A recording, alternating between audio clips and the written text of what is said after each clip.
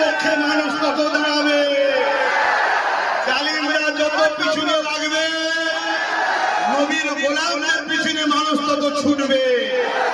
জালিমরা যত চাইবে দাদা হুজুরের সিলসিলাকে মিটাবো, তত বাংলার মানুষ আবু বকর সিদ্দিকীর আওলাদ দাদা হুজুরের দিকে ছুটবে। অবশ্যই এই বাংলায় আরো সিলসিলা আছে, তাদেরকেও আমি ধন্যবাদ জানাচ্ছি, কিন্তু বাংলায় তাদের সংখ্যাগরিষ্ঠ নয়। বাংলায় সংখ্যাগরিষ্ঠ হলো আহলে সুন্নাত ওয়াল জামাতের হেড অফিস ফুরফুরার হযরত আবু বকর সিদ্দিক। জোরে বলেন সুবহানাল্লাহ। এই বাংলায় তারা হয়তো সংখ্যাগরিষ্ঠ, অবশ্যই তাদের অন্য জায়গায় ক্ষমতা আছে, আমি তাদেরকে ছোট বলছি না। কেন এখন নিজেদের মধ্যে লড়াই করার সমস্যা নয়।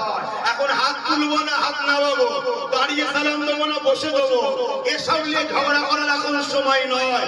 কেন এটা আমাদের মধ্যে জুজিয়াত লড়াই, এ লড়াই ছিল আছে থাকবে, কিন্তু এখন আমাদের লড়াই আল্লাহ বিদ্বেষীদের বিরুদ্ধে।